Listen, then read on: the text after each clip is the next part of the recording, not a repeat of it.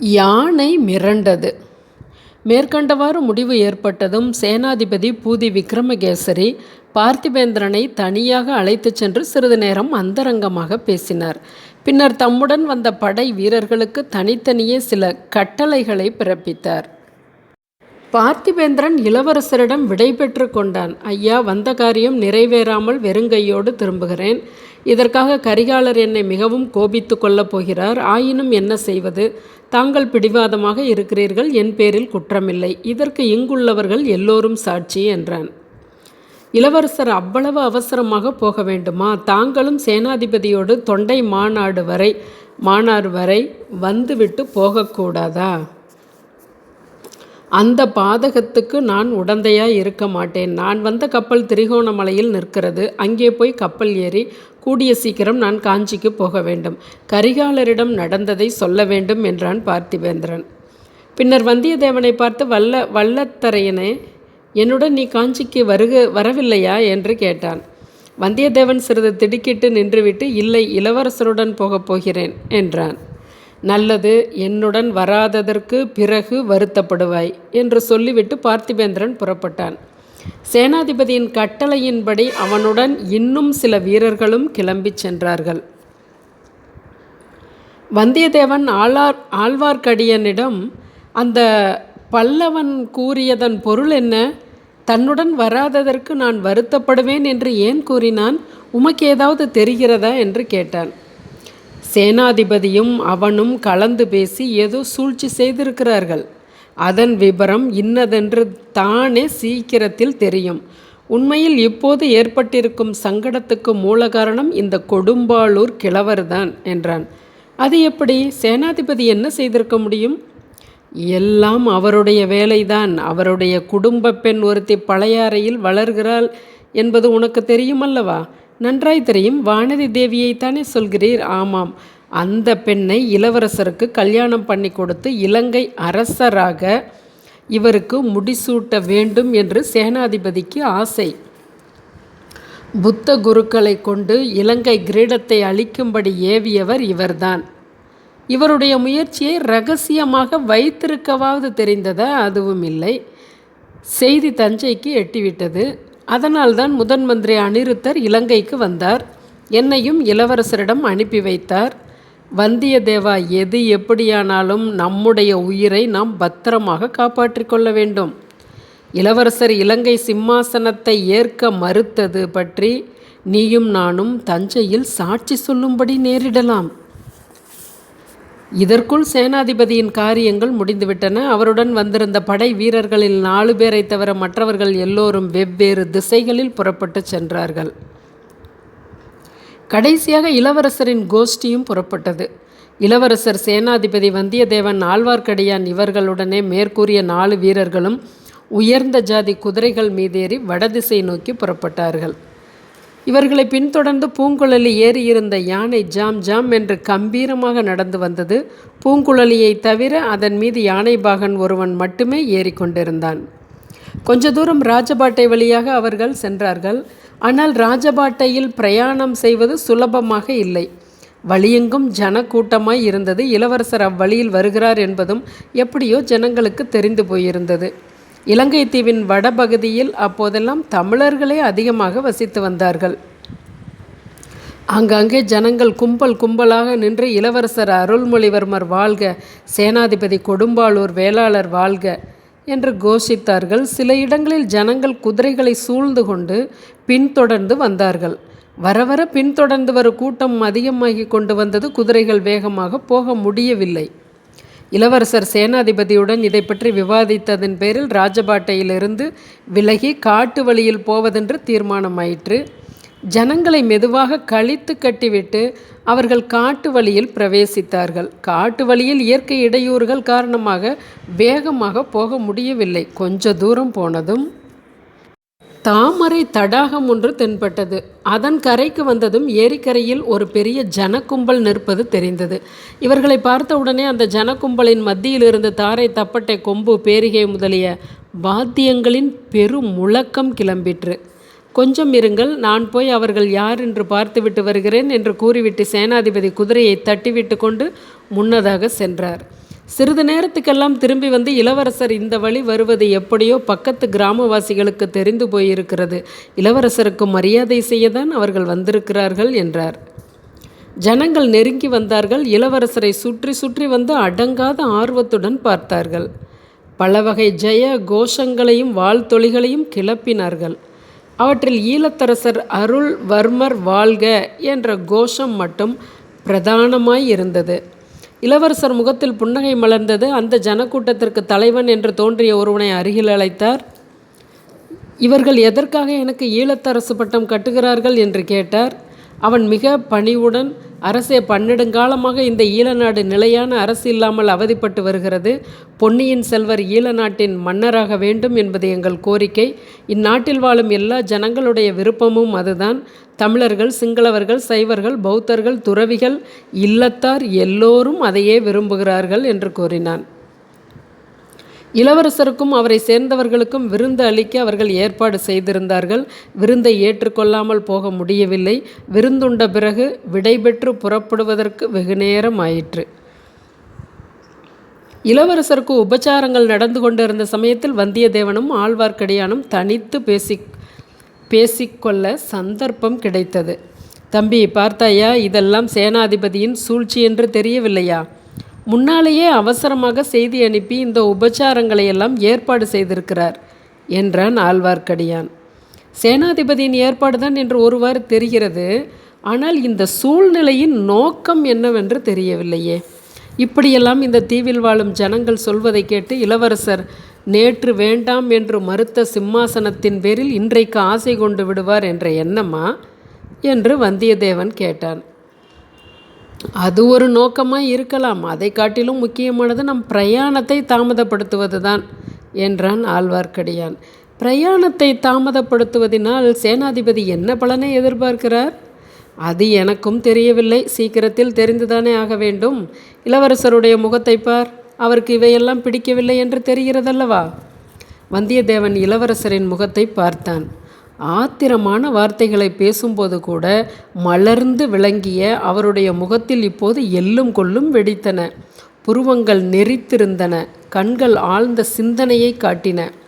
அதே சமயத்தில் பூங்குழலி அத்தாமரை குளத்தின் இன்னொரு கரையில் தன்னந்தனியாக உட்கார்ந்து சிந்தனையில் ஆழ்ந்திருந்தால் எதிர்பார்த்தபடி அவளுக்கு அந்த பிரயாணம் உற்சாகம் தருவதாக இல்லை. பிரயாணத்தின் போது இளவரசருடன் தனித்திருக்கும் சந்தர்ப்பம் கிடைக்கும் என்று நினைத்தால், அவர் தன்னுடனே அளவலாவி பேசுவார் என்று எண்ணினால், தன் மனதில் பொங்கும் உணர்ச்சியில் ஒரு சிறிதேனும் வெளியிடலாம் என்று ஆசைப்பட்டால், அதற்கெல்லாம் சமயமே கிட்டாது போல் இருக்கிறது. இளவரசரை சுற்றி ஒரே கூட்டமாகவே இருக்கிறது. அவரை எதிரிகளிடம் கொண்டு போய் ஒப்புவித்த பழி ஒன்றுதான் மிஞ்சும் போலும். அந்த பழி தனக்கு எதற்காக ஏற்பட வேண்டும்? ஏன் இங்கிருந்தபடி ஒருவருக்கும் தெரியாமல் ஓடிவிடக்கூடாது? சேனாதிபதியின் கோபத்தில் இருந்தாவது தப்பியதாக ஆகும். சேனாதிபதியின் கோபம் என்ன செய்துவிடும்? யாருடைய கோபம்தான் என்ன செய்துவிடும்? அதற்கெல்லாம் நான் பயப்படவில்லை. ஆனால் என்னுடைய எண்ணமெல்லாம் ஏன் மண்ணோடு மண்ணாக வேண்டும்? இந்த நெஞ்சில் உள்ள தீ எத்தனை நாள் இப்படி என்னை தகித்து கொண்டிருக்கும்? இந்த உடம்பில் உயிர் எதற்காக இருக்கிறது? திடீரென்று ஒரு இடி விழுந்து என்னை கொன்றுவிடக்கூடாதா? இப்படி எத்தனையோ 1000 தடவை ஆசைப்பட்டாகிவிட்டது. பயன் ஒன்றுமில்லை. இந்த உயிர் தானாக போகப் போவதில்லை. தானாக ஏதேனும் செய்து கொண்டால்தான் இந்த உயிர் போகும். என்ன இது? கனவு காண்கிறேனா? இல்லை, கனவு இல்லை. அங்கே அந்த பாழும் மண்டபத்துக்கு பக்கத்தில் இளவரசருடைய சிநேகிதர் என்னிடமிருந்து பிடுங்கி எறிந்த கத்தி இதோ வந்து என்னருகில் விழுந்திருக்கிறதே. இதை யார் எறிந்திருப்பார்கள்? யாரோ இவருடைய பகைவர்தான் எறிந்திருப்பார்கள். என்னை கொல்லுவதற்கு தான் எறிந்திருப்பார்கள். என்ன துரதிர்ஷ்டம்! என்மேல் விழாமல் சற்று நகர்ந்து விழுந்து விட்டதே. இதுவும் நல்லதற்காகத்தான். கையில் இந்த கத்தி இருக்கட்டும். அவருக்கு நான் கொடுத்த வாக்கை நிறைவேற்றிய பிறகு, அவரை அந்த பாதகர்களிடமிருந்து கொண்டு போய் ஒப்புவித்த பிறகு, அவர் எதிரிலேயே இந்த கத்தியினால் குத்தி கொண்டு இறந்து விடுகிறேன். சீச்சி, எதற்காக அவர் மனதை அப்படி புண்படுத்த வேண்டும்? அவர் கப்பலில் ஏறி போன பிறகு படகில் ஏறி நடுக்கடலில் சென்று அங்கே குதித்து கொண்டு சாகலாம், அங்கே குத்தி கொண்டு சாகலாம். என் அருமை கத்தியே, நீ திரும்பி வந்தாயல்லவா? உன்னை அனுப்பியவர்களுக்கு வந்தனம். ஒருவேளை இளவரசர் மேலே ஏறிய எண்ணி இதை எறிந்திருப்பார்களோ? ஆம், அவருக்கு வழியில் எத்தனையோ அபாயங்கள் நேரலாம் என்று சேனாதிபதி கூட சொன்னாரே. அப்படி ஒரு சந்தர்ப்பம் எனக்கு கிடைக்கக்கூடாதா? அவர் பேரில் குறிபார்த்து எறிந்த கத்தி என் நெஞ்சில் விழக்கூடாதா? அப்படி விழுந்து அவருக்காக நான் உயிர் துறக்கும்படி நேரக்கூடாதா? அவ்விதம் நேர்ந்தால் நான் இரத்தம் பெருக்கி உயிர் துறக்கும் சமயத்தில் பூங்குழலியின் மனதில் ஒரு விசித்திரமான தோற்றம் ஏற்பட்டது. அவளுடைய மார்பில் கத்தி பாய்ந்திருந்தது. அதிலிருந்து இரத்தம் கொட்டி கொண்டிருந்தது. இளவரசர் ஓடி வந்தார். ஐயோ, எனக்காக உயிர் துறக்கிறாயா என்று கேட்டார். பூங்குழலியின் உள்ளம் பூரித்து நெஞ்சிலிருந்த இரத்தம் அதிகமாக பீறிட்டு வந்தது. இளவரசர் அவளை வாரி எடுத்து தம் மடியில் போட்டுக்கொண்டார். அவளுடைய நெஞ்சிலிருந்து பெருகிய இரத்தம் அவர் உடம்பையும் உடலையும் நனைத்தது. பூங்குழலி கலகலவென்று சிரித்தாள். இளவரசே, இப்போதாவது என் நெஞ்சில் உள்ளது என்னவென்று தெரிந்து கொண்டீர்களா என்று கேட்டால், அடிப்பாவி, அது எனக்கு முன்னமே தெரியுமே, இதற்காகவா உயிரை விடுகிறாய் என்று இளவரசர் அலறினார். பூங்குழலிக்கு ஆனந்தம் தாங்கவில்லை. உரத்த சத்தம் போட்டு சிரித்தாள். ஏ பைத்தியமே என்ற குரலை கேட்டு பூங்குழலி நிமிர்ந்து பார்த்தால் எதிரில் வந்தியத்தேவன் நின்று கொண்டிருந்தான். இளவரசர் ஏற்கனவே கோபமாய் இருக்கிறார். பிரயாணம் தாமதப்படுகிறது என்று. உன்னால் வேறு தாமதம் வேண்டாம், சீக்கிரம் எழுந்து வா என்றான் வந்தியத்தேவன். பூங்குழலி சிரித்து கொண்டு எழுந்து ஓடிப்போய் யானையின் மீது ஏறிக்கொண்டால் கத்தியை நெஞ்சுடன் அணைத்து கொண்டு கொஞ்சினாள். காட்டு வழியில் மேலும் கொஞ்ச தூரம் சென்ற பிறகு எதிர்பாராத ஒரு சம்பவம் நிகழ்ந்தது. பிரயாணிகளின் வலது பக்கமிருந்து அடர்ந்த காட்டிலிருந்து விர் என்ற சத்தத்துடன் ஓர் அம்பு பாய்ந்து வந்தது. இளவரசரை குறிபார்த்து அது எய்யப்பட்டிருக்க வேண்டும் என்பதில் ஐயமில்லை. ஆனால் அந்த அம்பை விட வேகமாக இளவரசர் குதிரையின் தலை கயிற்று இழுத்து திருப்பினார். அம்பு அவருக்கு வெகு சமீபமாக சென்று அவருக்கு அப்பால் வந்து கொண்டிருந்த ஆழ்வார்க்கடியானுடைய தலைப்பகையில் பாய்ந்து அதை கொத்தி கொண்டு சென்றது. ஆழ்வார்க்கடியான் தலையை தடவி கொண்டு வியப்புடன் பார்த்தான். சேனாதிபதி பூதி விக்ரமகேசரி திடுக்கிட்டு போய் விட்டார். எல்லோரும் திகைத்து நின்றார்கள். பூங்குழலியோ அந்த அம்பு தன் பேரில் விழுந்து தன்னை கொன்று விடவில்லையே என்று வருத்தப்பட்டாள். சிறிது திகைப்பு நீங்கிய பிறகு சேனாதிபதி, இளவரசரே, பார்த்தீர்களா, தங்களை பாதுகாப்பின்றி தனியே அனுப்பியிருந்தால் எவ்வளவு பிசகான காரியமாயிருக்கும் என்று சொல்லிவிட்டு காவலுக்கு வந்த வீரர்களை காட்டுக்குள் புகுந்து தேட சொன்னார். அவர்கள் சிறிது நேரம் தேடிவிட்டு திரும்பி வந்து யாரும் அகப்படவில்லை என்றார்கள். சேனாதிபதி மேலே பிரயாணத்தை பற்றி ஏற்பாடு செய்ய தொடங்கினார். இளவரசரை நடுவில் நிறுத்தி நாம் நாலுபுறமும் சூழ்ந்து வர வேண்டும் என்று கூறி வியூகம் வகுக்க ஆரம்பித்தார். அப்போது இளவரசர், சேனாதிபதி, ஒரு வேண்டுகோள் என்றார். இது என்ன வார்த்தை? கட்டளையிடுங்கள் என்றார் சேனாதிபதி. நான் உயிரோடு தஞ்சை செல்ல விரும்புகிறேன். நான் குற்றமற்றவன் என்பதை என் தந்தையிடம் மெய்ப்பிக்க விரும்புகிறேன். தங்கள் தந்தை தங்களை ஒரு நாளும் சந்தேகிக்க மாட்டார் இளவரசரே. தந்தை மட்டுமல்ல, மக்கள் எல்லோரும் ஒப்புக்கொள்ளும்படி நிரூபிக்க விரும்புகிறேன். அந்த காரியத்தை நிறைவேற்றிய பிறகு என் உயிரை பற்றி சிறிதும் கவலைப்பட மாட்டேன். அதற்கு முன்னால் வழியிலேயே உயிர் துறக்க விருப்பமில்லை. ஐயா, தங்கள் உயிருக்கு ஆபத்து வருவதாய் இருந்தால் அந்த சனமே இந்த கொடும்பாளூர் வாளை என் நெஞ்சிலே செலுத்தி கொள்வேன். அதில் ஒன்றும் பயனில்லை. சோழ நாடு மகத்தான நஷ்டமடையும். தங்களை இழப்பதை காட்டிலும் பெரிய நஷ்டம் சோழ நாட்டுக்கு வேறென்ன இருக்க முடியும்? தங்களுக்கு ஆபத்து வருவதற்கு காரணமாய் இருந்துவிட்டு அப்புறம் இந்த கொடும்பாளூர் கொடும்பாவி ஒரு கணமும் உயிரை வைத்து கொண்டிருப்பேனா? அப்படியானால் என் உயிரை நான் காப்பாற்றிக் கொள்வது இன்னும் முக்கியமாகிறது. அதை காட்டிலும் முக்கியமானது இந்த உலகத்தில் வேறெதுவும் இல்லை. அதற்கு ஒரு யோசனை தோன்றுகிறது. சொல்லுங்கள் ஐயா. குதிரை மேல் பிரயாணம் செய்யும் வரையில் சற்று முன் வந்த அம்பை போல் வேறு அபாயங்கள் ஏற்பட்டு கொண்டுதான் இருக்கும். நடந்து போகலாம் என்று சொல்கிறீர்களா? அல்லது? எனக்கு யானைகளின் பாஷை நன்றாய் தெரியும். யானைகள் நான் சொல்லும்படி கேட்கும் என்று தாங்கள் அறிவீர்கள் அல்லவா? ஆமையா, யானைப்பாகன் வேஷம் பூண்டு இந்த இலங்கை தீவின் பெரும்பகுதியை தாங்கள் சுற்றி பார்த்திருப்பதும் எனக்கு தெரியும்.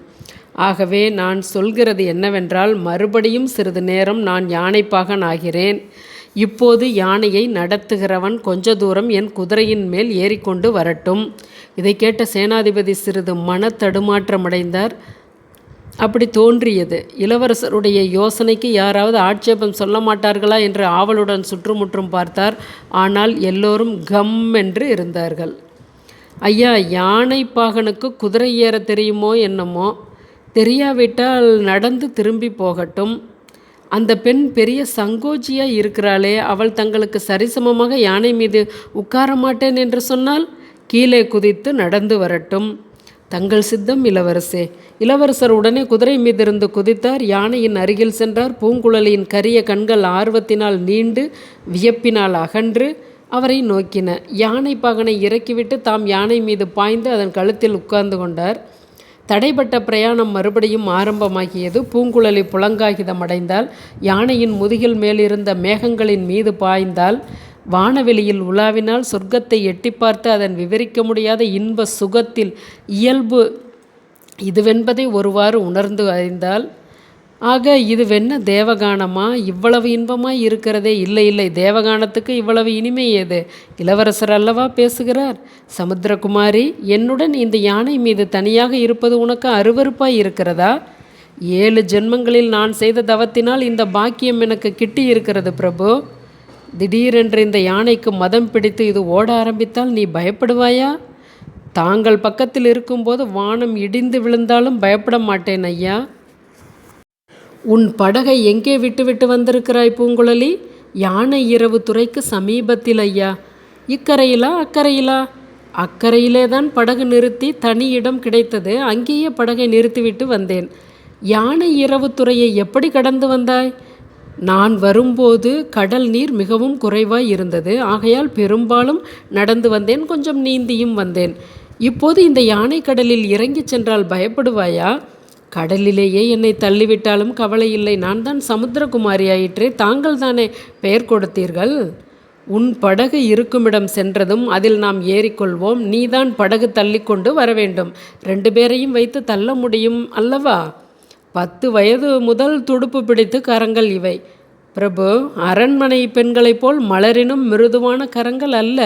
தங்கள் சிநேகிதர் வந்தியத்தேவரை வைத்து தள்ளி வந்ததை அவர் சொல்லவில்லையா? சொன்னார். ஆனால் இன்று அதைவிட வேகமாக தள்ள வேண்டும். தொண்டமான் ஆற்றின் முகத்வாரத்துக்கு அதிசீக்கிரமாய் போய் சேர வேண்டும். இளவரசே, அவ்வளவு கொடூரமான காரியத்தை என்னை ஏன் செய்ய பணிக்கிறீர்கள்? தங்களை சிறைப்படாமல் தப்புவதற்காக ஓடோடியும் வந்தேன். சிறைப்படுத்த வந்திருப்பவர்களிடம் தங்களிடம் கொண்டு போய் ஒப்புவிக்கும்படி பணிக்கிறீர்கள். இந்த ஏழையின் பேரில் ஏன் இவ்வளவு கொடூரம்? பூங்குழலி, என் தந்தை சக்கரவர்த்தி நோய்வாய்ப்பட்டிருப்பது உனக்கு தெரியுமல்லவா? தெரியும் ஐயா. வானத்தில் சில நாளாக வால் நட்சத்திரம் தோன்றுகிறது பற்றி ஜனங்கள் பேசிக்கொள்வதும் எனக்கு தெரியும். எந்த நொடி பொழுதிலும் என் தந்தையின் வானால் முடிவுறக் கூடுமல்லவா? பூங்குழலி மௌனமாய் இருந்தாள். அவர் ஒருவேளை இவ்வுலகை நீத்து செல்ல நேரிட்டால் அவருக்கு எதிராக நான் சதி செய்து ராஜ்யத்தை கைப்பற்ற முயன்றேன் என்ற எண்ணத்துடன் அவர் போவது நல்லதா? சக்கரவர்த்தி தங்களை பற்றி ஒரு நாளும் அப்படி நம்ப மாட்டார். இது பழுவேட்டரையர்களின் சூழ்ச்சி. அப்படிப்பட்ட பழுவேட்டரையர்களுக்கும் கூட நான் குற்றமற்றவன் என்பதை நிரூபிக்க விரும்புகிறேன். எதற்காக ஐயா? உண்மையிலேயே எனக்கு ராஜ்யம் ஆள்வதில் ஆசை இல்லை பூங்குழலி. வேறு எதில் தங்களுக்கு ஆசை? படகில் ஏறி முடிவில்லாத கடலில் என்றென்றும் போய்கொண்டிருக்க வேண்டும் என்று ஆசை. கடல்களுக்கு அப்பால் இந்த ஈழ நாட்டைப் போல் எத்தனையோ நாடுகள் இருப்பதாக கேள்வி. அந்த நாடுகளுக்கெல்லாம் போக வேண்டும் என்று ஆசை. அந்தந்த நாட்டு மக்களை பார்த்து பேச வேண்டும் என்று ஆசை. விந்தை விந்தை! எது விந்தை? என் மனதில் குடிகொண்டுள்ள ஆசையே தங்கள் மனதிலும் இருப்பதை குறித்து ஆச்சரியப்படுகிறேன். தாங்கள் அப்படி கடல் பிரயாணம் தொடங்கும் போது என்னையும் அழைத்து போவீர்களா? முதலிலே இப்போது நான் செய்ய வேண்டிய கடமையை நிறைவேற்றுகிறேன். அதற்கு நீ உதவி செய்வாய் அல்லவா? தங்கள் சித்தம். நீ உட்கார்ந்திருக்கும் பீடத்திலிருந்து 2 பக்கமும் கயிறுகள் தொங்குகின்றன அல்லவா? அவற்றை எடுத்து உன்னை கெட்டியாக கட்டிக்கொள். எதற்காக இளவரசே? யானை இப்போது மதம் கொண்டு ஓடப்போகிறது. ஜாக்கிரதை பூங்குழலி. இவ்விதம் கூறிவிட்டு இளவரசர் யானையின் மத்தகதத்தை கையினால் தடவி கொடுத்த வண்ணம் அதன் காதண்டை ஏதோ சொன்னார். யானையின் நடை வேகம் திடீரென்று அதிகமாயிற்று. இளவரசர் யானையின் செவியண்டை குனிந்து மேலும் ஏதோ சொன்னார். அவ்வளவுதான், நடை ஓட்டமாயிற்று. துதிக்கையை தூக்கி கொண்டு ஒரு தடவை பயங்கரமான பிளிரல் சத்தம் போட்டுவிட்டு ஓடத் தொடங்கியது. சூறாவளி சுழன்றடிக்கும் போது காடுகளின் மரங்கள் படும் பாடு அந்த யானையின் வேகத்தினால் பட்டன. சடசடவென்று மரங்களும் மரக்கிளைகளும் சரிந்து விழுந்தன. பூமி அதிர்ந்தது. 8 திக்குகளும் நடுநடுங்கின. மரங்களின் மீதிருந்த பறவை இனங்கள் சிறகுகளை சடசடவென்று அடித்து கொண்டும் பீதி கொண்ட குரலில் கூவிக்கொண்டும் பறந்தன. காட்டில் மறைந்து வாழ்ந்த மிருகங்கள் வெளிப்புறப்பட்டு நாலாபுரமும் விழுந்தடித்து ஓடின. ஐயையோ, யானைக்கு மதம் பிடித்து விட்டது போலிருக்கிறதே, இது என்ன விபரீதம் என்று சேனாதிபதி பூதி விக்ரமகேசரி கூவினார். இவ்வளவு தூரம் இளவரசர் சொல்லியிருந்தும் பூங்குழலியின் உள்ளமும் திகிலடைந்தது. அவள் முகத்தில் பய பிராந்தியின் அறிகுறி தோன்றியது. பூங்குழலி ஒரு பெரிய பயங்கரமான பிரம்மாண்டமான கடல் சுழலில் அகப்பட்டு கொண்டாள். அதே சுழலில் அகப்பட்டு கொண்டு இளவரசரும் சுற்றி சுற்றி வந்தார். யானையும் அப்படியே சுழன்று சுழன்று வந்தது. பூங்குழலி கண்களை இறுக மூடிக்கொண்டாள். புயல் காற்றினால் தள்ளப்பட்டு ஓடும் கரிய மேகத்தைப் போல் யானை போய்கொண்டே இருந்தது. கடைசியில் யானை இரவுத்துறையை அடைந்தது. அங்கே இலங்கை தீவின் கீழ்ப்புறத்து கடலும் மேற்புறத்து கடலும் ஒன்றாய் சேர்ந்தன. அந்த ஜலசந்தியின் மிக குறுகலான இடத்துக்குத்தான் யானை இரவு என்று பெயர். இலங்கை தீவின் வடபகுதியையும் மத்திய பகுதியையும் ஒன்று சேர்த்த அக்கடல் துறையில் யானை இறங்கியது. அனுமார் தூக்கி எறிந்த மலை கடலில் விழுந்தது போல் விழுந்தது. அடுத்த அத்தியாயத்தில் சந்திப்போம். கல்கி எழுதின இந்த பொன்னியின் செல்வம் நமக்கான ஒரு பொக்கிஷம். இதை நம்ம சிறு பிள்ளையிலேருந்து உங்கள் குழந்தைகளுக்கும் இந்த நம்ம பிளேலிஸ்ட்லேருந்து எடுத்து கொடுங்க. நான் வாசிக்கிறத அவங்க கேட்கட்டும். அதுபோல் உங்கள் வீட்டு பெரியவங்களுக்கும் நீங்கள் பிளேலிஸ்ட்லேருந்து எடுத்து கொடுக்கும்போது அவங்க கண்களை மூடி கேட்கும் பொழுது உடம்பும் மனதுமே ரிலாக்ஸ் ஆகும். உதவி பண்ணுங்கள். நன்றி.